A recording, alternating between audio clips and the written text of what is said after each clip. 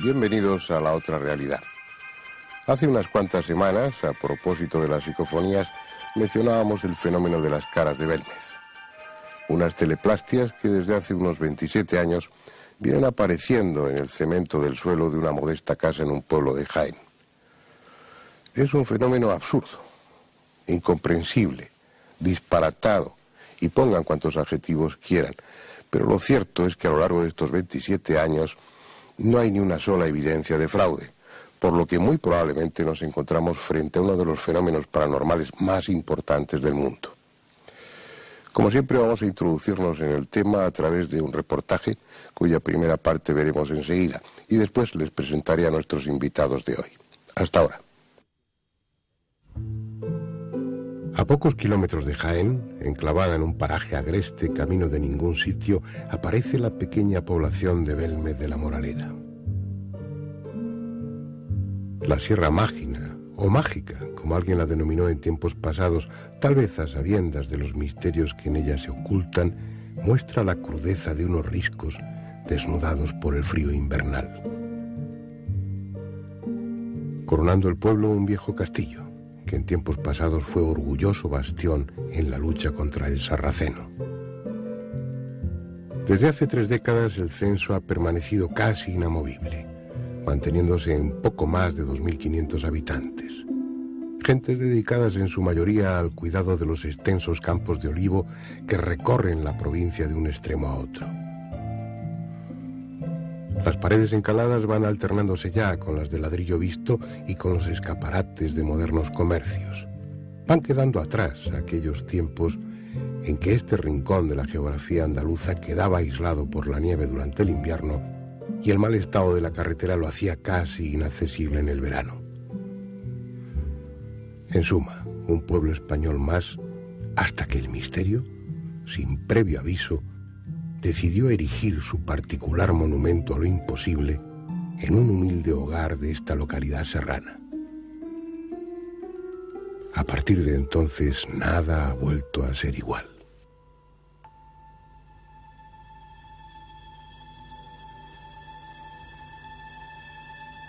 El 23 de agosto de 1971 fue la fecha señalada por el destino para que lo extraordinario viniese a turbar la monótona vida de Belmez. Como cada año en esos días, celebraban las fiestas patronales en honor del Santo Señor de la Vida, y calles e iglesia tenían más trajín que de costumbre. A pocos metros del templo, en el número 5 de la calle Rodríguez Acosta, una mujer permanecía ajena a lo que estaba sucediendo en el exterior. Pero unas decenas de metros más lejos, el misterio caminaba por la solitaria calle Rodríguez Acosta, en busca de una casa concreta y de una mujer, en aquellos momentos solitaria, que sin pretenderlo, se iba a convertir en un puente entre este y el otro mundo. El alborozo del pueblo era solo un murmullo lejano que contrastaba con el ambiente pesimista que reinaba en la casa.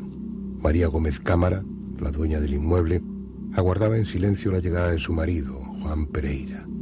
Desde hacía unos días se encontraba postrada en el sofá del salón-cocina enferma de tifus. El viejo fogón de leña permanecía encendido mientras ella, con evidente desgana, removía los pimientos en la sartén. Poco después, al retirar las cenizas de la lumbre, vio algo que le llamó la atención. Primero con desconcierto y luego con progresivo terror fue limpiando la suciedad. No se había equivocado. Allí, en el fondo del fogón, sobre la superficie de cemento, aparecían unos ojos que, como un fantasma petrificado, la miraban con descaro. Sus gritos alertaron a los vecinos que, sabiéndola enferma, acudieron rápidamente a socorrerla. En el interior de la pequeña cocina, María, horrorizada, no podía apartar su vista del fogón. Tras retirar los restos orgánicos y ceniza de la superficie enlucida, un rostro de rasgos similares a las pinturas bizantinas pareció con toda nitidez, indiferente al revuelo que su presencia había provocado. Era desagradable, con una sonrisa entre lasciva y socarrona, a pesar de que en su cara se apreciaban las huellas de algún golpe que hacía sangrar abundantemente su nariz. Días después, tanto por lo repulsivo de aquel rostro como por la molesta expectación de sus vecinos, Diego Pereira, hijo del matrimonio, optó por acabar con el no deseado visitante, picando el suelo y cubriendo el socavón con una nueva lechada de mortero. No sirvió de nada. Al cabo de pocos días, una nueva cara, similar a la anterior, surgía en el cemento. Se iniciaba así la historia de un fenómeno paranormal que para muchos investigadores es el más importante del mundo. La recién bautizada Casa de las Caras se convirtió en el principal tema de conversación del pueblo. Conociendo bien como conocían a la familia, pocos pensaron en una broma.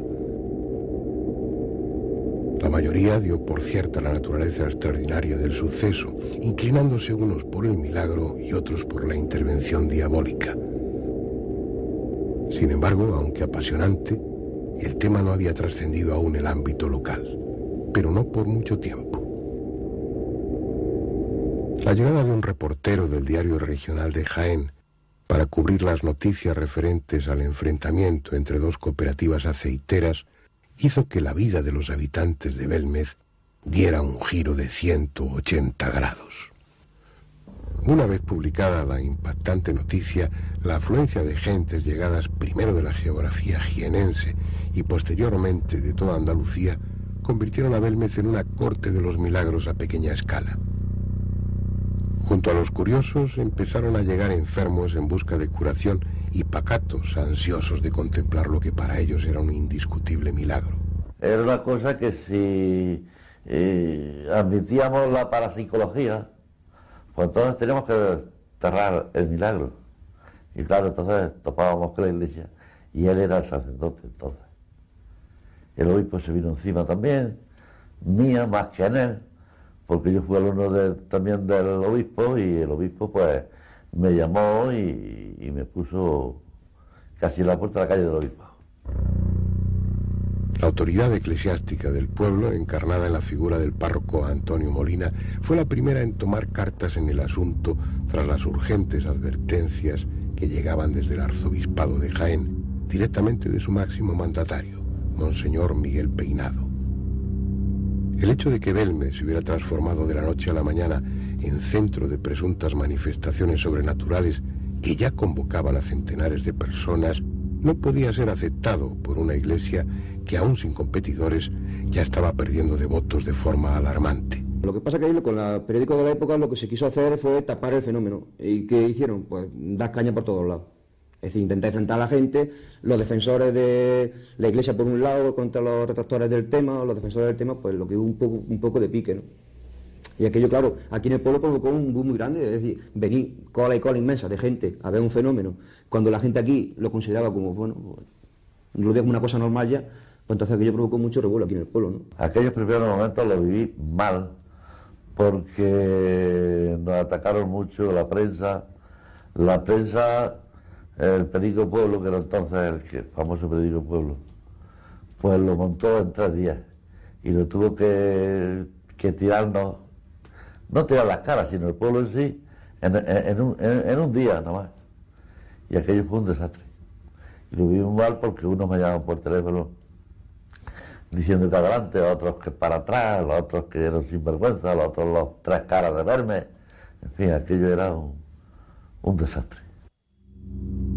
Fue entonces cuando el alcalde, Manuel Rodríguez Rivas, alentado por el padre Molina, encomendó al albañil Sebastián Fuentes la tarea de socavar el suelo de la casa encantada para descubrir las supuestas causas naturales que producían el fenómeno. Mientras tanto, los diarios continuaban ofreciendo a sus lectores las novedades que cada día se producían en el domicilio de los Pereira. Insospechadamente, el asunto había calado en la opinión pública española y periódicos, como el vespertino Pueblo, aumentaron sus tiradas de forma espectacular gracias a las caras de Belmez. Y sobre todo a raíz de la declaración del diario Pueblo, cuando dijo que las caras de Belmes eran los caras de Belmes, ¿no? Es decir, como que el pueblo entero ya estaba acusando a todo el pueblo de que se quería beneficiar del fenómeno eso, que era una falsedad, ¿no? Y después de todos los estudios que se han hecho, se comprueba fácilmente que no hay ningún tipo de montaje ahí. Es decir, lo verdaderamente extraño, o cuando la gente te pudiera acusar, es cuando el pueblo se ha enriquecido a costa de eso. Dice, bueno, pues el pueblo saca un beneficio turístico tremendo de este fenómeno, pero el pueblo quizás también quizás haya mala gestión por aquí, no sabía montarse la historia. El intento de acabar definitivamente con el suceso no hizo sino aumentar el misterio. Cuando Sebastián Fuentes llegó con la excavación a casi 3 metros de profundidad, no pudo evitar un escalofrío. La tierra extraída aparecía mezclada con huesos humanos, sobre todo de pequeño tamaño. El estudio forense posterior demostró que pertenecían a niños enterrados en el lugar aproximadamente 160 años atrás.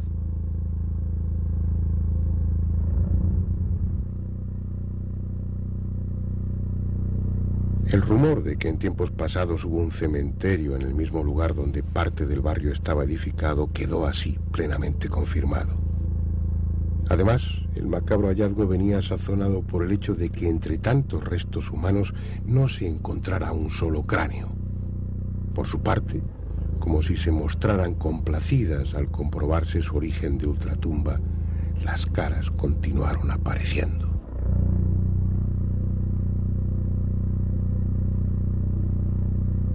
Ante la avalancha de personas, el pueblo se dividió en 2 bandos.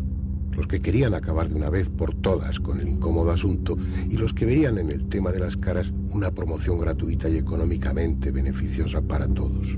María y su familia pues, han sido unos trabajadores del campo, han sido ganaderos y agrícolas, siempre se han dedicado a vivir de su trabajo, como he comentado antes, nunca se han aprovechado del fenómeno de las caras, han recibido muchas críticas a raíz de eso y bueno, últimamente alguna gente pues la critica mucho porque ella dice que se ha hecho rica, pero toda aquella persona que ha visto su casa, que ha visto cómo vive, en las condiciones que vive, puede apreciar verdaderamente que esa mujer no se ha aprovechado del fenómeno de las caras, sino al revés, está aguantando muchas aglomeraciones de gente en horas de su descanso, en horas de siesta, en horas de dormir, y la familia igual, ¿no?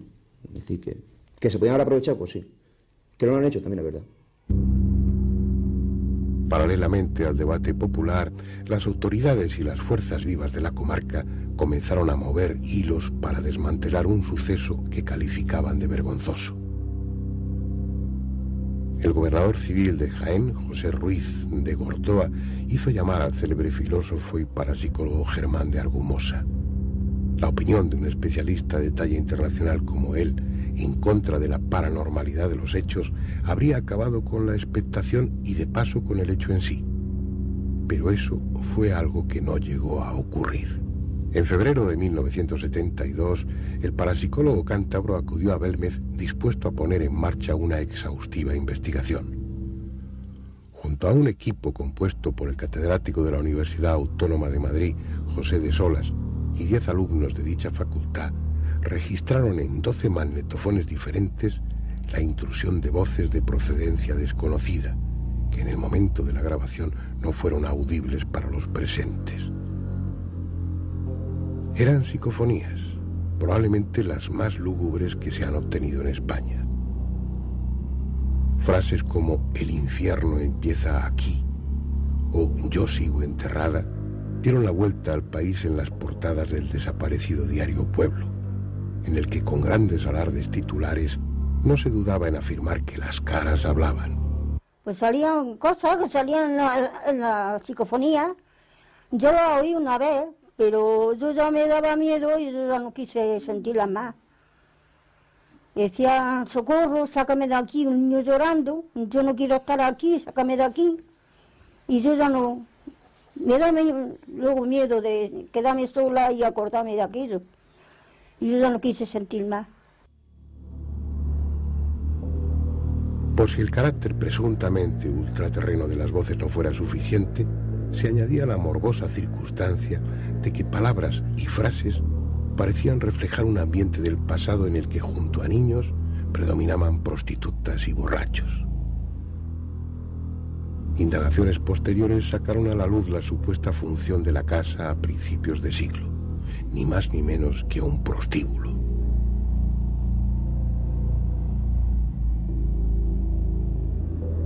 Meses más tarde, por la Casa de las Caras pasarían investigadores de gran renombre, como el psicólogo alemán Hans Bender, cuya opinión se uniría a la de otros expertos, descartando la posibilidad de un fraude. Las maniobras oficiales y el poder de una iglesia intransigente no pudieron evitar que el paso de los años haya convertido al hogar de María Gómez Cámara en un punto de referencia obligado a la hora de hablar de fenómenos paranormales. La aparición de nuevos y desconcertantes rostros de diversos estilos y tamaños ha perpetuado el fenómeno de Belmez hasta nuestros días, a pesar de las voces que en su momento trataron de desprestigiarlo. La cuestión es, como veremos después, el primordial papel que María, la dueña de la casa, juega en esta historia. Bien, yo creo que con esta primera parte del reportaje ya hay datos suficientes para iniciar el debate. Pero primero voy a presentarles a los invitados de hoy. Andrés Averasturi, a quien ya conocen sobradamente. Insisto en lo que comentábamos antes de que se encendieran los focos. Él es el alter ego de este programa. Bueno, tampoco hay que pasarse. El ego eres tú, lo pones tú y yo pongo el alter. Entonces el alter. Manuel o Manolo Gómez Ruiz, abogado que lleva muchos años investigando el fenómeno de las caras de Belmez, que dirige una exposición de fotografías, yo creo que no de la más completa, la más completa que existe, en la que se muestran las caras de Belmez desde el principio hasta la actualidad. Lorenzo Fernández, director adjunto de la revista Enigmas, periodista, y que por razones de vecindad, porque sus orígenes están en Jaén, pues supongo que el tema lo conoce muy bien, pero ya ha escrito varios artículos sobre las caras de Belmez y está claro que es el tema que domina, ¿no? Yo siempre lo digo, vamos, soy jienense de nacimiento, madrileño de adopción, yo creo que como casi todo el mundo que vive en Madrid, y la verdad es que me ha tocado desde muy pequeño ver ese fenómeno, cómo ha ido evolucionando y cómo quizás ha ido involucionando en este tiempo. Luego hablaremos de todo ello. Iker Jiménez, también director adjunto de la revista Enigmas, también periodista, también especializado en la investigación de campo de estos temas y que también, una vez más, pues conoce las caras de Belmez porque las ha estudiado y ha seguido la pista a los aspectos oscuros o controvertidos que tiene el fenómeno. Iniciemos el debate, pero antes me gustaría señalar para los más jóvenes que el acontecimiento de las caras de Belmez fue tema para las portadas, para las primeras páginas de los diarios de la época, en principio de los años 70. Fue una auténtica conmoción social.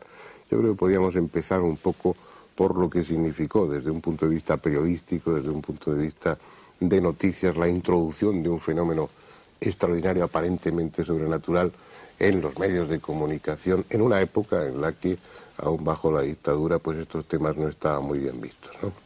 Manolo, tú que estás a mi derecha, empieza. Realmente no, para todos los que aquella época nos coge ya muy, o sea, diríamos casi ni habíamos nacido. Tampoco exagero. Bueno, prácticamente dicho, no he dicho que no. Pues realmente cuando revisamos las hemerotecas y vemos toda la prensa que aquel tema generó, nos deja de sorprendernos, porque realmente fue un tema que llenó portadas, que hizo que un periódico tan importante como en aquella época era el Diario Pueblo, pues duplicara o triplicara incluso la tirada en un mismo día, y que en España por primera vez, a nivel, diríamos, nacional, se empezara a hablar de un fenómeno parapsicológico. A la gente en aquella época pues le decía parapsicología y le sonaba como algo que extraño, algo oculto, y este diario pues se encargó poco a poco de introducir al pueblo español, en la época que estamos refiriendo, en el año 71, en un fenómeno. Pero desgraciadamente no, mientras que hubo esa primera época donde parece que hubo un poco de interés en el tema, el fenómeno fue cortado rápidamente y, diríamos, en la nebulosa de la historia a la actualidad, pues prácticamente la imagen que nos ha podido llegar del fenómeno Belmez realmente no tiene nada que ver con lo que allí sucedió en aquellos primeros instantes. A mí me interesa mucho resaltar en este primer instante, para que veamos lo importante que puede ser el fenómeno, ya no solo desde un punto de vista parapsicológico, sino social, unas declaraciones que hizo un director de cine, Agustín Villaronga, que ha hecho concretamente una película basada en los hechos de Belmez, 99.9. Pues las declaraciones, cuando lo presentaba en el Festival Internacional de Sitges, dijo: he intentado o me he alejado de la anécdota de unas caras aparecidas en la pared para, diríamos, hacer una historia de misterio más real. Ahí podemos reflejar lo que es el tema en sí, es decir, para todos en nuestra conciencia ha quedado que era una anécdota, algo que sucedió, pero que, bueno, que se demostró que era falso. Una muy mala información porque nunca apareció ninguna en la pared y sin embargo al 80 al 90% de las personas que tú puedes preguntar pues creen que aparecieron en la pared y se termina diciendo que bueno, hay que volver a una realidad más evidente, más tangible, pero qué historia más interesante o más importante que una que dure ya 28 años. ¿Cómo se nota que es abogado? No, yo reconozco que viví aquella historia desde dentro. Fue efectivamente mi primera historia parapsicológica y mi primera historia del periódico. Estaba yo empezando.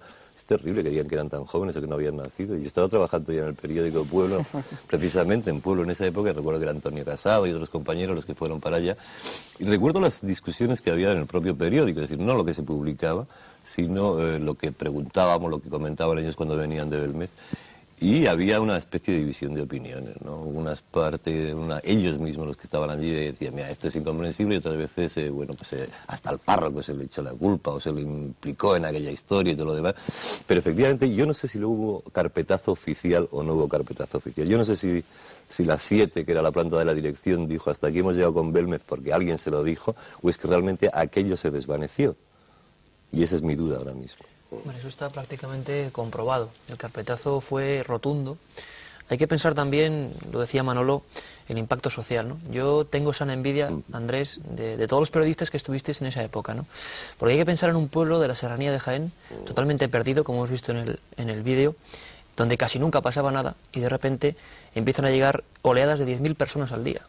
10.000 personas al día peleándose por entrar en una casa donde ocurre el milagro, ¿no? Y al parecer ese milagro desembocó en un montón de historias. Nosotros hemos intentado investigar en estos reportajes de la revista Enigmas en lo que ocurrió al otro lado de las caras, ¿no? La otra cara de las caras. Y intervienen con documentos, con cartas, con fotografías, ciertos elementos del movimiento de la época y la Iglesia, por supuesto, como tú has dicho, ¿no? Hay una especie, digamos, de trama oculta que al final acabó con el fenómeno. Lo acabó Diario Pueblo, porque al darle fama internacional al fenómeno, un buen día, sin que nadie sepa por qué, la portada aparece con el titular "Se acabó el misterio". Y a partir de ahí ha quedado la imagen que decía Manolo. Todo es un fraude, durante años se ha perpetuado que es un fraude, pero realmente nadie supo, o se sabe ahora... Siempre se debatía si eran las caras o los caras de Belmez, que esa fue un poco el gran insulto, injustamente seguro, ¿no? Pero hay una plena certeza a ese nivel del no fraude. Hay una plena seguridad en que el fenómeno es realmente paranormal, porque algo que habrá llamado la atención a los espectadores, pues como a mí también me lo ha llamado, y es la tosquedad, la ingenuidad de alguna de esas caras. Uno se espera que si desde el otro mundo hacen una manifestación de ese tipo, una manifestación pictórica, pues hombre, no te voy a decir que un cuadro de Rembrandt, pero por lo menos sí una corrección en las facciones y en las proporciones de las figuras. Sin embargo, hay como una ingenuidad que a uno de entrada le induce a pensar en bueno, esto es María o alguno de sus hijos el que realmente lo ha... ¿Eso lo habéis sospechado todos al principio? ¿Es la primera duda que habéis despejado o no? Sí, hombre, indudablemente. Yo me acerqué por primera vez a Casa de María en el año 89. Y bueno, como lógicamente cuando vas a realizar un reportaje, pues te informas, lees, miras todo el tema y la primera sensación que te da es que ello no puede ser real, que ahí puede haber alguna cuestión que quizás se haya pasado o que realmente es fraude.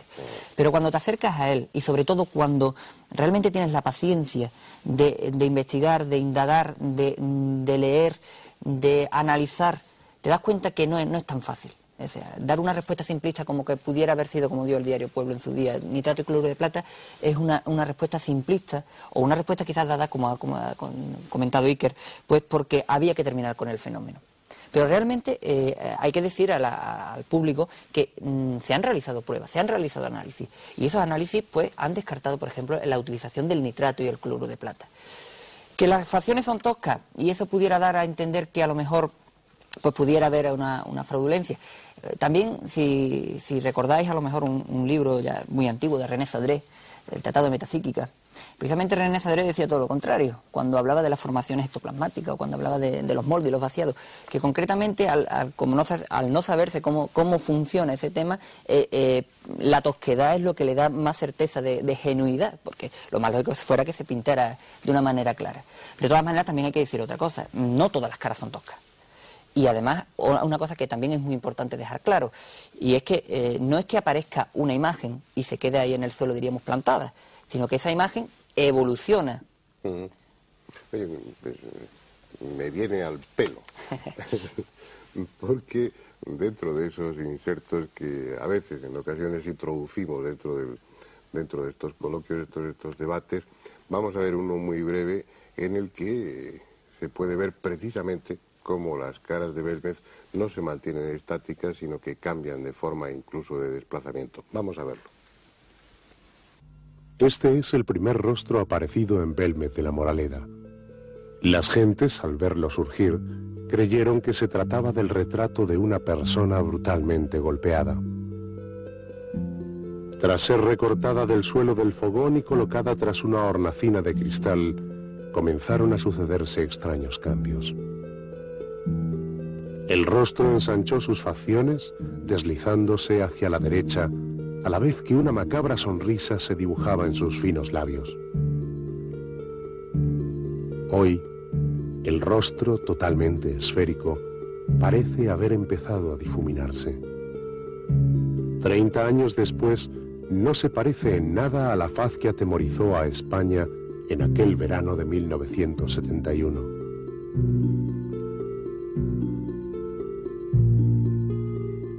En plena expansión del fenómeno, los reporteros del diario Pueblo descubren otra asombrosa efigie, la de un anciano al que bautizan como el Rabino, que en apenas unas semanas se irá afilando hasta deformarse por completo. Junto a ella, a su derecha, aparece otro rostro amenazador, con los rasgos apenas esbozados. Otra de las formaciones que experimentaron cambios fue el Pelao. Hoy permanece recortada en la cocina de los Pereira, sin las letras que durante unas jornadas de 1975 le hicieron ser foco de todas las atenciones. En uno de los brazos de esta figura apareció repentinamente, y se mantuvo por unos días, la palabra Sun Tzu, y en el pecho el número 6739. ¿Qué significaba aquella clave? A finales de la década de los 70 se produce un cambio significativo en la dinámica de las caras. Estas comienzan a peregrinar por otros lugares de la casa, abandonando la vieja habitación-cocina. Ese fue el caso de una de las figuras más perfectas a la que la voz popular bautizó como Mujer del Ramo. Apareció en apenas horas en otra estancia de los Pereira con una calidad pictórica superior a cualquier otra, cambiando sus formas con rapidez hasta formar el busto de una mujer de mediana edad con rictus de horror. Ante varios testigos, las flores que sujetaba se transformaron en un cáliz perfectamente definido. Una gran copa que, al igual que sus manos, ya convertidas en garras, acabaron disolviéndose en la nada una mañana de invierno. Ha pasado mucho tiempo, pero quienes la vieron juran que ya no la podrán olvidar jamás. Mensajeras de un mundo triste y desgarrador, las efigies de algunas mujeres sembraron los suelos en los últimos años y se han convertido en las últimas supervivientes. El cuerpo desnudo es una de ellas. Comenzó a gestarse impulsado por una fuerza completamente desconocida, modelando un largo cuerpo que exhibía su carne desnuda ante la mirada de cientos de visitantes. Nadie supo de dónde venía ni por qué, ni tampoco qué hacían allí varios rostros y cuerpos de niños que aparecieron durante meses aferrados a sus piernas para volver a sumirse en el oscuro mundo de cemento y no volver nunca.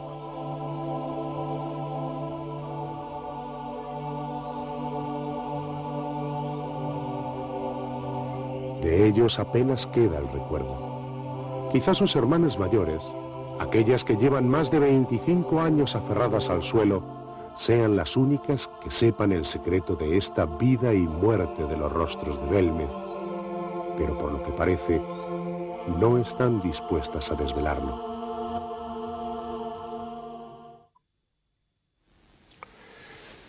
Se ve claramente como algunas de esas caras han modificado su aspecto, como si se hubieran movido o se hubieran desplazado de su emplazamiento, de su lugar original. Bueno.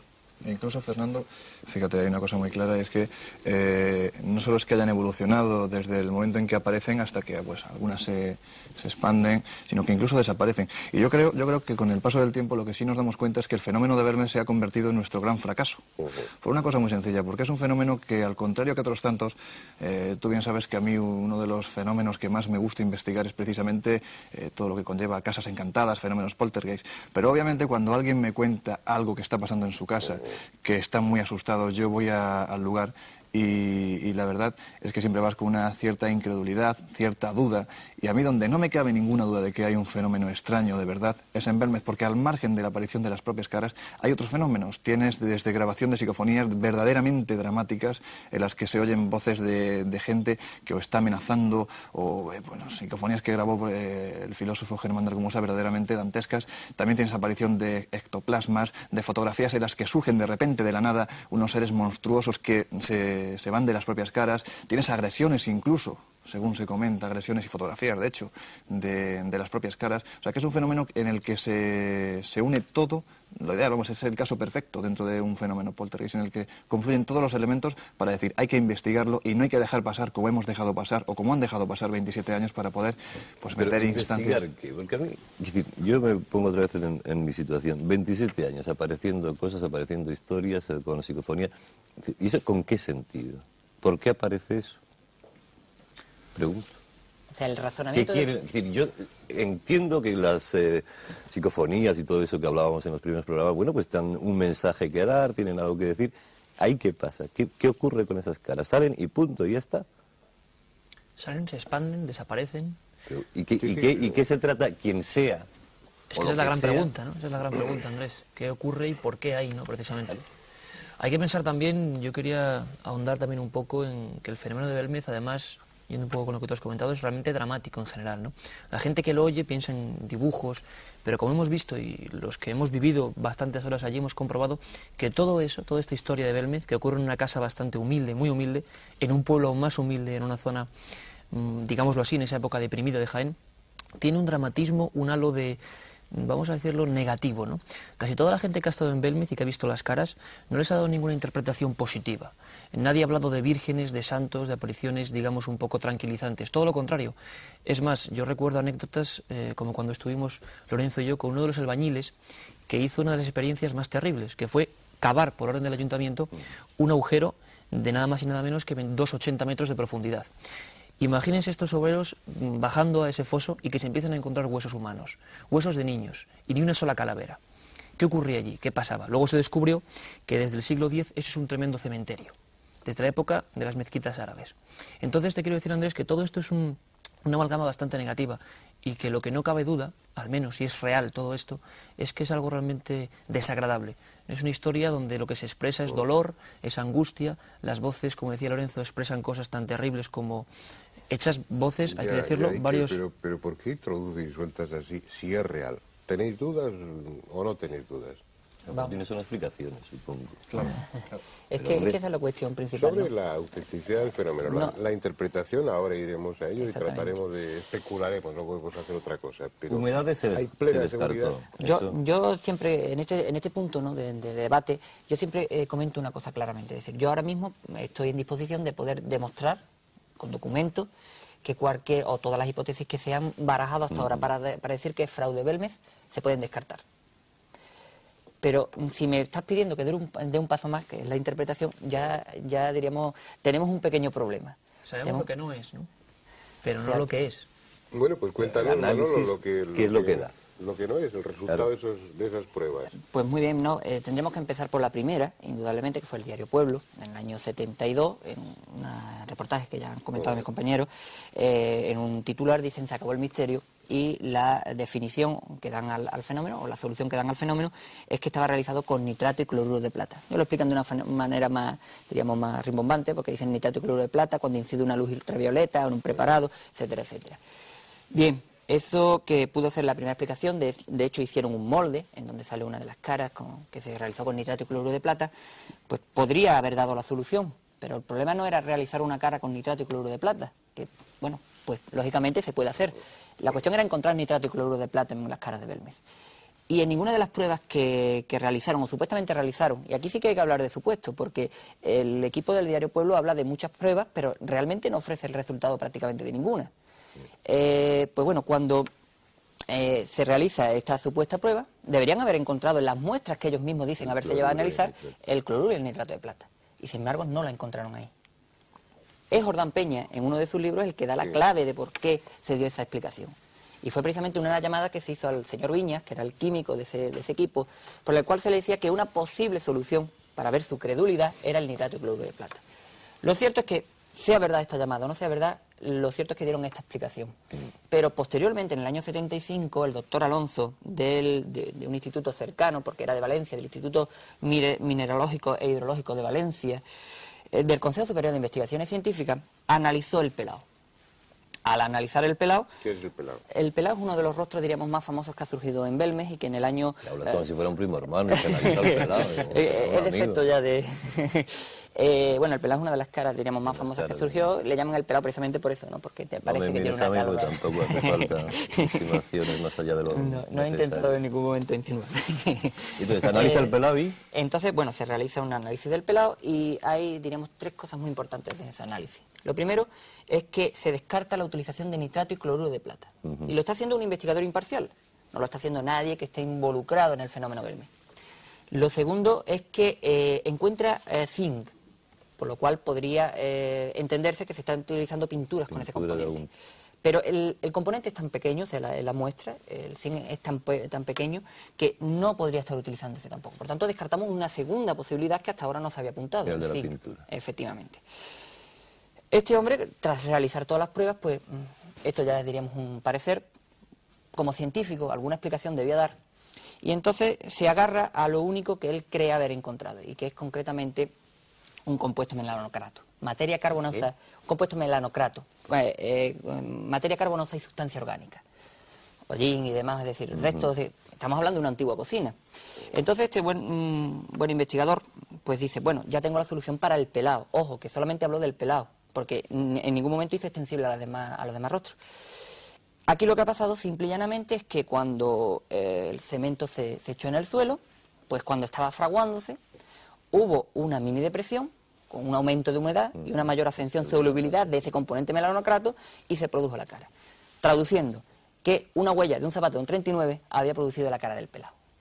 Yo recomendaría que pudieran las personas ver esa supuesta huella de un zapato del 39. Realmente el pelao puede ser todo. Además, incluso, pues bueno, miren sus propias suelas. Pero y no, si hay algún parecido con... un zapato del 39. Pero realmente, bueno, pero primero tiene... Y si no es una... da igual que sea un zapato o no, pero sí que puede ser una mancha aleatoria. Es decir, uno se queda mirando un papel pintado, se queda mirando este fondo que tenemos, y yo puedo encontrar ahí 14 caras. No, pero allí se ve claramente, o sea, es la definición perfecta de que allí hay una cara. No te voy a decir casi fotografía, más bien sería un negativo, pero se ve perfectamente. Además hay un dato curioso, que cuando se trajo el pelao, se llevó a Valencia para su análisis, es curioso que en el mismo lugar desde donde se arrancó la loseta, en ese mismo lugar se volvió a echar una capa de cemento, y en ese mismo lugar apareció de nuevo la misma imagen que se había traído a Valencia. Cuando se regresó... Lo cual refuerza la teoría de que eso puede ser alguna impregnación que va subiendo por la humedad o por lo que sea, y siempre sube por el mismo sitio. No, el tema es, a mí me parece que eso es importante. De alguna forma se tienen que formar, valga la redundancia. Físicamente tiene que tener un soporte. Claro, el tema está porque al formarse por razones naturales o no, configuran, definen una cara, un rostro. Pero además del pelo, por ejemplo, si fuera uno solo, Andrés, pues eso, bueno, podría atribuirse a la casualidad, pero hablamos de cuántas caras. Pues, bueno, ayer, por ejemplo, estábamos comentando así por encima, pues datos del tema, ¿no? Pues como has comentado al principio, dirijo una exposición de una agrupación, la Agrupación Parapsicológica de Puerto Real, donde hemos hecho un recorrido por el fenómeno desde el año 71 hasta el año 98. Bien, pues yo comentaba, tampoco tengo los datos porque no me pongo lógicamente a numerar, pero yo comentaba que aproximadamente yo he podido manejar para hacer esa exposición pues alrededor de unos 1000 negativos. Y podríamos hablar tranquilamente de aproximadamente, y te digo por bajo, de 80 a 100 caras diferentes. Y de esas 80 a 100 caras, hay muchas de ellas que se modifican. Y que por tanto, si esa modificación la entendemos como distinta, ya no estaríamos hablando de 80 o 100. Hay una foto que a mí me encanta, que precisamente ocurrió muy cerca de lo que se denomina la franja de inestabilidad, que es una figura o un grupo que yo denomino la figura femenina, en donde una de las figuras, que es un feto, un bebé, inicialmente parece un bebé y en las últimas fotografías del año 91, 92, ha cambiado completamente su postura. Y estamos hablando de la misma figura. Sigue siendo bebé. Y sigue siendo un bebé. Pasa que cambia la figura. Cambia completamente su posición. Y además los niños son los más generales en toda la cocina. Y si me permitís, una cosa interesante y que sorprende a la gente que va allí son los cambios de las caras, ¿no? Como ha comentado Fernando antes, ya hemos visto en el inserto. Pero me gustaría ahondar en una cosa, que es que ese dinamismo es lo que hace que no pensemos en pinturas o demás cosas. No son caras permanentes. Uno de los casos más espantosos, igual por llamarlo así, ¿no? Porque es un poco dramático, es una de las caras que además más atención llama a la gente por ser la primera que se conserva. Lleva 27 años mirando desde un lugar de la pared, empotrada. Se picó. Pero empotrada, perdona, porque se arrancó. Exactamente, se arrancó el cemento. Y se colocó. Además, por orden del alcalde, orden del ayuntamiento, porque iban a investigar si había algún tipo de cuestiones químicas, como decían, o radiactivas. Se pone en la pared con una hornacina, ¿no? Y esa cara, a la que la llaman la pava, la voz popular la llamó la pava, tiene unos bigotes, como hemos visto, un rostro bizantino prácticamente.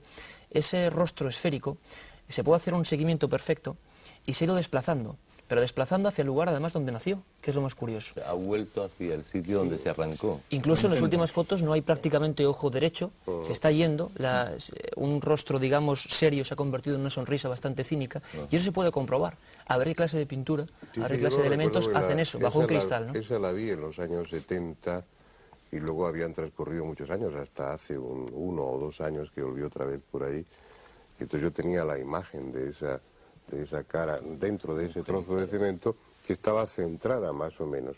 Ahora está totalmente, bueno, ya hay un trozo de la cara que está fuera del cemento como si se quisiera escapar de ahí. Realmente el tema es extraordinario, yo pienso que es muy sugestivo. Lorenzo, dime. Sí, digo que volvemos al dramatismo que envuelve al lugar, porque de hecho yo creo que estaréis todos de acuerdo en que de las caras que han aparecido en todo este tiempo, pues yo no creo que haya ninguna que ofrezca una generosa sonrisa, todo lo contrario, son todo caras dramáticas. Estamos hablando de aparición de fetos con unos cráneos totalmente descompensados, de un tamaño impresionante, pero sobre todo eso, caras dramáticas, ninguna inspira alegría.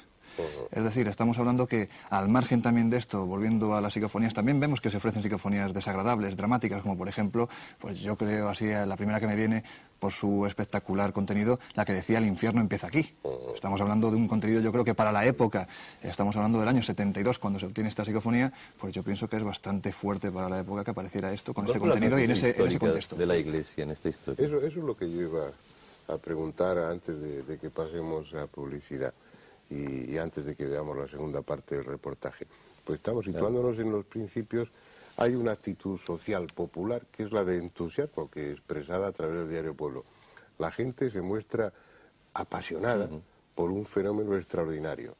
Esa es la actitud popular. Y luego está la actitud oficial, la de la Iglesia y las autoridades, que en un momento determinado dan orden, como veremos después en la segunda parte del coloquio, dan orden de terminar con esa historia. ¿Por qué esa disparidad? ¿Por qué a las autoridades les molesta o les molestaba? Yo creo que les sigue molestando ese tipo de fenómenos, y por qué a nosotros, a la gente común, nos interesa. Pues mira, ahí yo creo que Manolo ha dado en el clavo al principio cuando ha comentado que es cuando se empieza a hablar en España por vez primera de un fenómeno paranormal, y encima nos encontramos con que es un fenómeno pues que se sale de molde, es un fenómeno realmente espectacular, ¿no? Y lo cierto es que toda esta evolución que ha ido sufriendo con el tiempo, pues en su momento no gustó. Obviamente, imagínate lo que estamos hablando del año 71, el poder que podía tener por aquel entonces la Iglesia no es el de ahora, era otra Iglesia bastante diferente, y obviamente me imagino que al párroco del pueblo, al igual que a Miguel Peinado, el obispo de Jaén, le molestaba bastante que de repente un fin de semana hubiera más de 10.000 personas que pasaran por la Casa de las Caras. Estamos hablando de un pueblo de 2.700 habitantes y más de 10.000 personas pasan por esa casa. Y sin embargo la iglesia no fuera nadie. Y encima lo que comentábamos ayer, Manolo, pues en una casa de una persona que no acudía a misa. Es decir, era la típica aparición de esta... Hay un momento importante en esta historia que yo creo que es cuando se inicia el rumbo de acabamos con el fenómeno o lo dejamos vivir, ¿no? Nos decía el antiguo alcalde, el que vivió y a punto estuvo de ser encarcelado por esta historia, Manuel Rodríguez Rivas, nos dijo que el pueblo era una especie de guirigay tremendo. Imaginaos autobuses llegando del norte de Europa, de Francia, de Alemania, a ver el milagro, ¿no? En un pueblo donde nunca había pasado nada, como he dicho antes. Unos tremendos disturbios de orden social y diarios, ¿no? Pero hay un momento importantísimo en esta historia, que es precisamente la mujer de Francisco Franco, Carmen Polo, que inicia lo que es la otra historia. Doña Carmen Polo. La otra historia. Y ordena a una periodista, de apellido Salceo, que en el propio Belmez haga un informe, nosotros hemos visto ese lugar donde hizo el informe, haga un informe extensísimo de cada cara de ese fenómeno, para ver si tiene que ver con lo religioso o no tiene que ver con lo religioso. En el mismo momento en que esa periodista entrega ese informe y demuestra en sus fotografías que ahí no hay nada de religioso, que todo lo contrario, que son fetos, mujeres desnudas, lo que aparecen en ese lugar, es cuando empieza lo que se llamó en su día la Operación Tridente, es decir, una fase iniciada por la Iglesia y por nombres y apellidos del movimiento que dijeron esto hay que acabarlo porque encima ya de raro no son ni santos, ni son vírgenes, ni es nada, ¿no? Es lógico, Fernando, que si descartamos... Recordarme que luego en la segunda parte hablemos de esa Operación Tridente, ¿no? Digo simplemente un apunte, si descartamos en aquella época lo religioso no nos queda más remedio que ir a lo parapsicológico. Y obviamente, vosotros bien lo sabéis... O a lo sobrenatural. O a lo sobrenatural, da igual, los términos. El caso es que ambos términos en aquella época, y lo sabéis bastante bien vosotros que la vivisteis, no estaban bien vistos. Vamos a ver la segunda parte del reportaje, antes de continuar con el coloquio, donde yo espero que se cuenten cosas tremendas. Se contarán. Estamos hablando de fenómenos que tienen que ver mucho con lo trascendente, lo sobrenatural, lo estremecedor. Pero bueno, antes de nada vamos a continuar con los datos objetivos, vamos a ver esa segunda parte del reportaje. Han pasado 27 años y María continúa siendo esa mujer que tiempo atrás se caracterizó por su fuerte carácter. Con la mirada perdida en las desconcertantes teleplastias, deja entrever esa sutil relación que, como muchos aseguran, siempre ha habido entre ella y las caras. Mucha gente piensa que está vinculado a María. La gente piensa aquí en el pueblo, sobre todo el comentario general del pueblo, es que una vez que María muera, las caras desaparecen. Yo personalmente pienso que María es el hecho principal de que aparezcan las caras. ¿Cómo lo hace? Pues eso es tema de los técnicos, ¿no? De que estudian los fenómenos paranormales. El pensamiento general del pueblo es que una vez que desaparezca María, desaparecen las caras. También hay comentarios de que en otras casas paralelas han aparecido caras, pero claro, ahí la gente ha cerrado sus puertas y nadie sabe si es verdad o mentira, porque no quieren abrir, porque también este hecho ha provocado la afluencia de mucha gente a visitar las caras con una molestia inclusive para la familia, ¿no? Entonces, en la casa que haya aparecido al lado, pues han querido taparlo, pero se comenta también eso, de que hay en casas paralelas que han aparecido caras. Yo, en los últimos 3 años, yo no he visto ninguna modificación de las caras. Se ven más nítidas, menos nítidas, en función también del estado anímico de María, bajo mi punto de vista, porque cuando ella está enferma las caras han disminuido de tonalidad, y cuando ella se encuentra anímicamente muy bien, las caras tienen otra tonalidad, pero que modificaciones yo no he apreciado. Simplemente mayor claridad o menos claridad. Lejos quedan aquellas jornadas en las que la imagen de María era algo común en las páginas de los diarios nacionales y en todas las publicaciones especializadas del mundo. Todo eso es ya historia. Sin embargo, la mente todavía lúcida de la anciana conserva vivo el recuerdo de aquel día en que una mancha en el suelo de la cocina cambió su vida. Fueron tiempos difíciles, tiempos de incomprensión, de ataques, en su mayor parte instigados desde estamentos políticos y eclesiales, tiempos de coacción, de molestias continuas, cuando su casa se convirtió para muchos fanáticos en poco menos que un lugar de culto religioso. Aún así, lo peor era la llegada de la noche, cuando los curiosos se habían ido y la familia quedaba sola con los otros intrusos, con las caras que, como huéspedes no deseados, se habían instalado en aquel hogar. Era entonces la hora del miedo, la hora del quiénes son y por qué están aquí.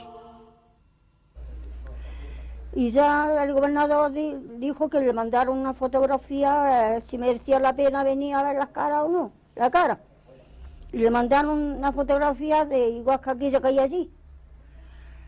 Y vino la Guardia Civil, y vino la policía, vino el gobernador, vinieron muchos soldados, vino la televisión, el domingo próximo, y ya...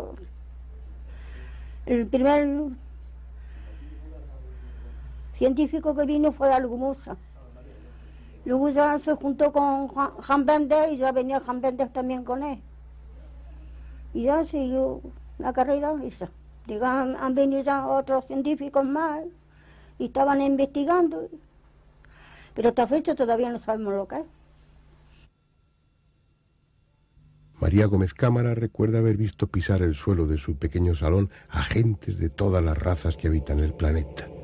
Naturalmente que era una molestia, pero nunca ha cerrado su puerta a los curiosos, y menos aún a los investigadores que de buena fe han acudido a su hogar para intentar descifrar el enigma.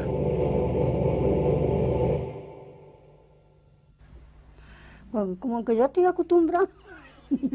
Y ya me echa la cara y ya no me da miedo, ni aunque las pise y todo, no me pasa nada. Bueno, pues yo le digo que digan lo que quieran, que lo saquen. No son tan listos y estudian tanto, que lo saquen. Yo no le cierro la puerta a nadie. Todo el que yo venía a investigar, Muchas fueron las investigaciones llevadas a cabo por diferentes colectivos estatales y privados, cada uno de ellos guiado por diferentes intereses. La primera y posiblemente más rigurosa fue efectuada en el verano de 1973 por el profesor Germán de Argumosa. En el mes de julio de dicho año se personó el notario de la cercana localidad de Huelma, Antonio Palacios Luque, tras ser requerida su presencia por el célebre parapsicólogo. El motivo de la llamada era llevar a cabo de manera oficial el precintado de la cocina y levantarlo 2 meses y medio más tarde. Se precintó la vivienda donde estaba ella, donde se ven las caras, y entonces resulta de que estuvo precintada sobre 2 meses o algo de eso. ¿Y cuál fue nuestra sorpresa?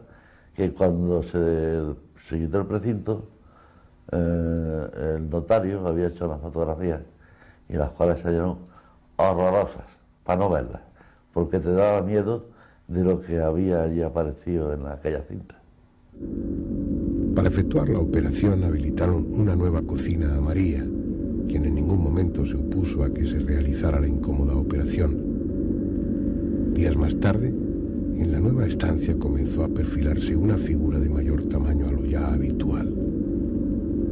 Poco después, sobre la reciente lechada de cemento, surgió el cuerpo de una mujer que de cintura para arriba dejaba patente la perfección de sus trazados.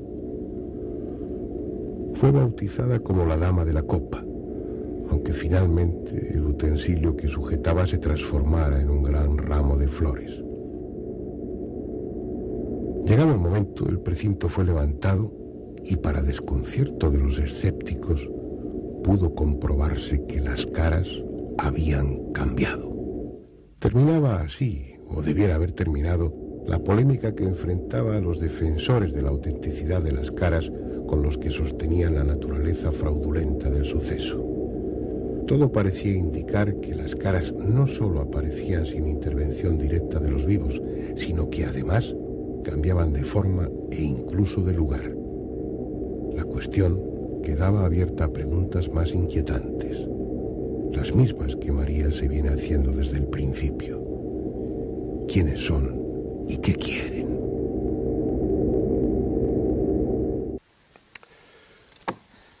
Entremos en la recta final y en materia. Venga, quiero aquí escuchar cosas. Las cosas tremendas, fundamentalmente, que tú decías, ¿no? No, a mí lo que os decía antes de la publicidad, hace un cuarto de hora, que yo creo que fue un fenómeno que se fue de las manos al propio periódico, al pueblo, es decir, se fue de las manos en general, porque creó tal... es que seguramente los oyentes o los televidentes valencianos más jóvenes no recuerdan, pero fue un fenómeno que triplicó, como tú decías, la tirada del periódico durante los días, y la gente lo seguía apasionadamente, se lo seguía día a día. Entonces yo creo que eso es lo que les asustó, digamos, al estamento oficial, al establishment, y entonces por eso se cerró. Ahora bien, yo insisto, 27 años para decir que... ¿Por qué las caras de Belmez? Pues yo creo que de momento para decir que no es un fraude, de momento. Bien. Yo creo que todos lo hemos hablado alguna vez. Para mí sería muy gratificante llegar un día a la conclusión, es decir, con pruebas en la mano y sabiendo que tengo la certeza de ello, de que aquello es un fraude, porque me quedaría muy tranquilo. Yo descarto el fraude. La pregunta de siempre, si no es un fraude, ¿qué es? Pues se barajan muchas hipótesis, entre ellas, y yo creo que pocas dudas quedan a la gente que ha investigado el fenómeno, que hay una vinculación muy clara entre la dueña de la casa, María Gómez Cámara, y ese fenómeno que allí se ha del que no hemos hablado y que tiene mucho que ver en esta historia. Desde el principio tuvo mucho que ver. En la segunda parte del reportaje, precisamente hemos hecho un poco de énfasis en María porque es un personaje clave, ¿no? Es un personaje además que llama la atención tanto como las caras a cualquiera que va a verla a Belmez, ¿no? Es una persona que ahora cumple exactamente 80 años, si no recuerdo mal, y que ha vivido gran parte de su vida acompañada de esas figuras, ¿no? Yo recuerdo muy bien la primera entrevista que le pude hacer, todo está exactamente como igual que en los años 70, y me acuerdo que me decía que la primera noche que apareció la pava, aquella cara de bigotes en el fogón de la cocina, una noche además, imaginaros la escena, ¿no? Con sus hijos y su marido que venían de faenar en el campo, en una familia de cabreros, allí con luz mortecina vieron aquella cara, y esta mujer tuvo que dormir fuera de la casa. Tuvo que dormir fuera, en una fuente que hay fuera, del espanto que le produjo, ¿no? Entonces María es un personaje peculiar, todos hemos tenido anécdotas con ella de una u otra forma, se han grabado voces que se dirigen siempre a ella, o el fenómeno, hay una relación constante con su figura, ¿no? Y yo creo, es una hipótesis, como periodista tampoco lo sé realmente, no he visto un montón de cosas, pero sí hay dos cosas importantes. Una es la figura de María, quizás como persona, no lo sé, que tiene algún tipo de facultad extraña para expresar algo, para plastificar o digamos bien expresar en el suelo algo, y también un lugar muy concreto, un lugar que no sabemos por qué también desde el siglo X está lleno de, como dicen allí, preñado de muertos, ¿no? Desde hace un montón de años, y donde ocurren también cosas raras, incluso en la misma manzana, no solo en la casa, que es la número 5 de la calle Real de Belmez, claro, sino en otras casas han ocurrido fenómenos diferentes, ¿no? Es un tema, si estamos hablando de algo que puede tener relación con la función que desempeñó esa parte del pueblo, el haber sido un cementerio en tiempos antiguos, también se comenta, como decíamos en el reportaje, que fue un prostíbulo a principios de siglo o hace muchos años. Entonces, un lugar en el que se han producido sucesos, acontecimientos cargados en ocasiones de dramatismo y algunos de ellos luctuosos incluso. ¿Por qué localizarlo exactamente en una sola casa, que además es una casa muy pequeña que está pegada a otras? Pues hay otras caras en las casas. Probablemente se rumorea también, por supuesto, se rumorea que en las casas colindantes también hay caras similares. Por supuesto es algo que no podemos comprobar porque los primeros que se niegan a ello son los dueños de estas casas, viendo el revuelo que se montó en su época con la casa de María. Claro. Pero lo que es, desde luego, si no aparecen en otras casas, de lo cual yo tengo serias dudas, a mí no me cabe ninguna duda de que María tiene mucho que ver en ese fenómeno. A mí el alcalde me dijo que sí, el alcalde de Belmez me dijo que hay otras casas donde sí han aparecido y sigue habiendo fenómenos tan raros como el número 1, 3, 5 y 7. Imaginaos, era una especie de manzana desde tiempo muy lejano. En la casa número 7, si no recuerdo mal, la que está pegada a la Casa de las Caras, sí hay unos rumores bastante fundados en el pueblo de que vivían unas hilanderas que tejían ropa y que tuvieron fenómenos incomprensibles en el siglo pasado, como movimiento de las ruecas que bajaban por las escaleras incluso y demás. Pero ahondando un poquito más y llegando un poco más al quid de la cuestión, nosotros logramos recuperar documentos que hablaban de los antiguos habitantes de esa casa. Es decir, no de María y la familia que vio las caras, sino casi del siglo pasado, bueno, concretamente el siglo pasado. En 1858, ahí había una familia, que además eran antepasados del marido de María Gómez Cámara, y hay unos documentos impresionantes donde hablan de ruidos en la techumbre de la casa, una muerte por cuchilladas en esa misma casa, e incluso aparición de figuras espectrales, ¿no? Esto confesado en la iglesia de Belmez, ¿no? Digámoslo así. Es decir, fenómenos del siglo pasado en ese mismo lugar. Por lo tanto, ahí tenemos no solo una persona extraña, sino un lugar realmente. Entonces, estaríamos hablando de dos, estaríamos hablando de la confluencia de dos factores. Sí. Uno, presuntamente de otro mundo, por decirlo así, como decía bien Argumosa en otro reportaje hace unas semanas, está el hecho, está el efecto. Si la causa no la encontramos aquí, pues estará en otro nivel, ¿no? Porque un hecho tiene que tener una causa siempre, ¿no?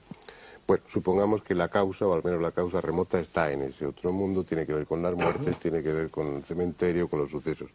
Pero luego está María, que es el personaje fundamental en esta historia, o por lo menos un elemento. El médico de Belmez me contaba que según el estado de salud de María, y a medida, además eso se va haciendo extensible, a medida que María va languideciendo físicamente por razones de edad, las caras van desdibujando, se van perdiendo definición. Es decir, la vinculación de María con el fenómeno parece muy clara. Indudablemente, en toda esta historia hay una serie hay bastantes factores que yo creo que no se pueden ver por separados, pero indudablemente uno de los más importantes es la dueña de la casa, María Gómez Cámara. María desde un principio, o con ella, lleva una serie de historias que poco a poco pues, algunos lugareños estaban contando. Y te cuenta que bueno, cuando María era pequeña ya de por sí alrededor de ella pues parece que sucedían fenómenos extraños. Yo recuerdo perfectamente, además esto es una anécdota que no se me olvidará, en el año 89, cuando llegué por primera vez a Belmez, pues estábamos precisamente en un bar, tomando un refrigerio, esperando al alcalde, porque íbamos con el alcalde en aquella época de Belmez. Y el hombre, el camarero, nos comentó, ¿qué soy? ¿Qué venís? Bueno, venimos a hacer un reportaje, venimos... pues mira, pues ¿qué vais entonces? ¿A la casa de María, no? Sí, vamos a la casa de María. Pues tened cuidado con María, porque María es una bruja. Y os va a hacer ver caras donde no las hay. ¿El pueblo estaba en contra?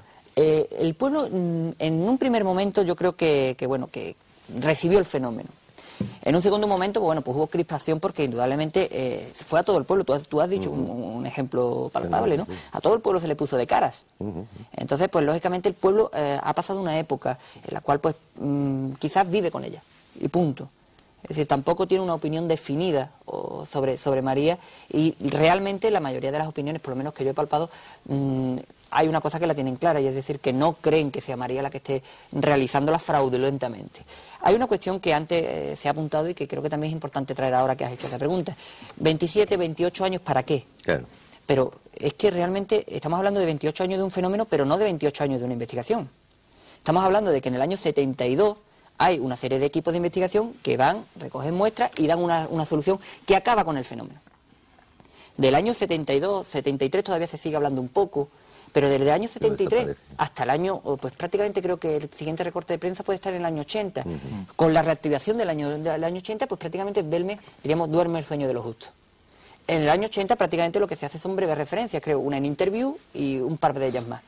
Y a partir de ese momento, hasta el año 89, no vuelve a haber nuevamente referencia al tema y realmente el nuevo auge se ha tenido en esta década de los 90. Pero a pesar de ello, durante todo ese tiempo sigue habiendo caras. Durante todo ese tiempo, incluso sin testigos, como diríamos, solamente con la presencia de la persona, de María, ahí la importancia de María, pues se siguen produciendo caras. Y la historia que te comentó el médico de Belmez, pues bueno, tiene una constatación en el hecho de que parece ser que en el año 90 María, primero hay que decir que no ha salido nunca de Belmez y que prácticamente de su casa, pues, y ya ahora más todavía, pues prácticamente tampoco sale, es decir, que ni siquiera se da una vueltecita por las calles de Belmez, está siempre sentada en el mismo sillón. Bueno, pues en el año 90, por una afección porque ella tiene varias afecciones, una de ellas pues le llevó a tener que ser ingresada en el hospital de Jaén. Los testigos que en aquella época pues pudieron contemplar aquel fenómeno, pues dicen que las caras pues perdieron nitidez, perdieron, diríamos, brillantez, perdieron dinamismo. Y si hoy alguien tiene interés en llegarse por la casa de María, podrá encontrar que las caras también están muy desdibujadas. Sí, en el reportaje se ve las caras que son realmente atractivas y bien definidas, son las de tu colección de fotografías, gran parte de ellas, pero las que están rodadas hace pocos días in situ, las que son actuales, ya son muy pobres, están perdiendo esa definición. Antes de que sigamos adelante y vayamos hacia el final del coloquio, sí me gustaría hacer una incrustación dentro para que no se nos quede ahí almacenada. Cuando hablábamos de pruebas y demás, en este país una de las figuras más serias desde un punto de vista social es un notario, ¿no? pues como es lógico, cuando se inició todo ese debate, si eran auténticas o no, pues se tomó una decisión que fue la de precintar el suelo de esa cocina y precintar la puerta también para que nadie pudiera entrar y salir. Estuvo así durante 3 meses, me parece. Casi 3 meses. Casi 3 meses. Y luego todo eso con el control de un notario. Y hay un acta notarial de toda esa investigación o de ese tiempo que estuvo clausurada, que estuvo precintada la cocina. Vamos a escuchar en una entrevista que le hicisteis a este notario, y con una fotografía suya como fondo, porque no la hemos podido filmar, pero está ahí la voz suya, dando testimonio del resultado de ese precinto notarial. Yo creo que también es ilustrativo el escucharlo. Al cabo del tiempo, aquella cocina que yo clausuré se desclausuró. Yo no recuerdo exactamente, 2 meses, 1 mes, 2 meses, 3 meses, no lo recuerdo exactamente. Lo cierto y verdad es que entre la figura precedente y las posteriores había habido variación. Y en la segunda cocina empezaron a salir caras. Pero vamos, pero caras significativas. Yo creo, vamos, no es que yo sea muy típico, pero a mí la opinión de un notario pronunciándose de esa forma tan contundente me parece que es importante. Además hay que ver. Y ya descartamos ahí pigmentos o lo que sea. Si eso se precinta y está 3 meses precintado, se levanta el precinto y se ve que las caras han cambiado o que han aparecido nuevas, bueno, pues... Pero ya no solo eso, sino que incluso lo que nos comentaba tanto el notario Antonio Palacios Luque como el propio alcalde de Belmez en la época, Manuel Rodríguez Rivas, pues poco menos, según nos comentaba María y el propio Rivas, decían que el notario cuando levantaron ese precinto poco menos que salió corriendo de la casa, porque la transformación que habían sufrido las caras ya no era que hubieran aparecido nuevas formaciones, todo aquello estaba perfectamente fotografiado antes y después. Habían aparecido nuevas formaciones, unas habían girado la cara de un perfil a otro, y lo que sí les llamó mucho la atención es que la mayoría de estas formaciones eran seres auténticamente monstruosos, casi diabólicos, nos dijo el alcalde de Belmez en aquella época, y nos comentó eso, que el notario salió corriendo pues porque se asustó bastante de aquello. Andrés, ¿por qué esas manifestaciones desde el supuesto otro mundo, aunque sea María la intermediaria, el vehículo, la moderadora de esa manifestación, por qué lo siniestro? ¿Por qué? ¿Tú te imaginas el otro mundo así de feo y triste y desagradable y espantoso? Por detrás me gustaría quedarme en este durante mucho tiempo porque no tengo ningún interés en pasar al otro. Pero a mí me produce... Es decir, yo el único problema que tengo con todo vuestro mundo, por decirlo de alguna forma, es la angustia que produce, ¿no? O sea, no solamente lo desconocido, que eso lo hemos hablado muchas veces con el doctor, sino que todo es triste, que todo es amargo, que todo es terrible. Los huesos estos que dices que no parecían calaveras, a no sé qué, porque todos los mensajes son negativos. Y lo mismo pasa con la religión, siempre todo es catastrófico, siempre no hay nada que te digan, oye, qué bonito, vente para acá. Bueno, algunas cosas hay. Ya sé que me vas a decir. El otro día en Radio Nacional, en ese programa que compartimos en ocasiones, al que me invitas, pues te leía un texto de Raudí desde el otro mundo diciendo esto es magnífico. Hombre, lo malo es morirse, pero lo que hay después es grato. Pero pero la pregunta sigue siendo válida, es decir, ¿por qué las psicofonías son angustia? Es decir, ¿qué tratan de decir eso, lo que sea? Sobre todo allí, Andrés, que parece ¿Y para que conseguir qué? Para conseguir probablemente atención, de alguna forma, ¿no? Y probablemente que hablemos de ellas, como estamos haciendo ahora, probablemente que hagamos reportajes, y eso debe molestar, debe ser su función, decir, aquí estamos, y es una especie de desafío, de reto, quizás, de esas figuras, entes o lo que sean, ¿no? Pero tan espantoso como eso es la reacción propia en la sociedad, es decir, es tanto el miedo que produce, como tú has comentado, que lo que son los organismos también actúan de una forma miedosa, ¿no? Tú hablabas de si el pueblo estaba a favor de las caras, y ahora mismo si tú vas a Belmez, eso es como un monumento a lo imposible, ¿no? Es decir, cualquiera tiene una catedral, ellos tienen las caras, pero no fue siempre así. La iglesia, como hemos dicho, empezó la cizaña, y al ver todo aquel gentío, hizo fundir el rumor, un párroco llamado Antonio Molina, precisamente, de que aquello era satánico. Y nosotros hemos recorrido Belmez buscando antiguos archivos y hemos visto y hemos sacado en este vídeo fotos de la gente enfrentándose en la calle contra de las caras. Posteriormente el alcalde, Manuel Rodríguez Rivas, ve como un coche negro del Ministerio de Gobernación viene y se lo lleva, así de claro, en España en los años 70, ¿no? Y hay que pensar lo que es un alcalde de pueblo yendo al despacho del ministro de la Gobernación, Tomás Garicano Goñi, cara a cara, nunca mejor dicho, y para que este hombre le diga, don Manuel Rodríguez Rivas, o usted se pone en medio del pueblo a decir a todos los medios de comunicación que esto es un tremendo fraude, y casi que ustedes son culpables, o aquí todo el mundo va en la cárcel. Nosotros publicamos en la revista Enigmas la carta donde ese expediente querían encarcelar a todo el pueblo por parte de 84 miembros del movimiento. Es decir, es un mundo terrible, Andrés, es un mundo mísero, dramático, que produce tanto miedo que en vez de intentar investigarlo, intentar llevar ahí, no sé, a cualquier universidad para quitar todas las dudas, lo que se hizo fue carpetazo y bueno, como esto asusta, pasar de ello, ¿no? Por lo que está diciendo, lo terrible va a ser bueno, que se esperar un poco a que María se haga más mayor, ¿no? A ver qué pasa, porque eso sí que sería una prueba, es decir, si el día que María falte, el día que María muera, por el paso de los años, lógicamente, si desaparecen las caras, ¿qué cara se nos va a quedar a nosotros? Es que siempre planteamos el tema, y ayer lo estábamos comentando, siempre planteamos el tema desde el punto de vista en que María fallezca y qué pasa con las caras. Pero ¿y si desaparecen antes de que María fallezca? ¿Por qué nunca nos planteamos esa posibilidad? Las caras están bastante difuminadas actualmente. María tiene 80 años, ¿por qué tenemos que esperar? A lo mejor el fenómeno se nos está yendo. Sois los que habéis asociado fundamentalmente. Parece claro que hay una relación, no sé si es una relación causa-efecto, pero cuando menos ella actúa como moduladora de ese fenómeno. Pues bueno, sí, parece un poco morboso especular qué pasará cuando María se muera, ojalá viva muchos años, pero sí, será otro momento para saber. ¿Perdón? ¿María es feliz? María es María. Y con eso yo creo que ya es bastante. Conocerla y darse cuenta del carácter tan fuerte que tiene esta mujer, pues yo creo que con eso ya basta. Feliz.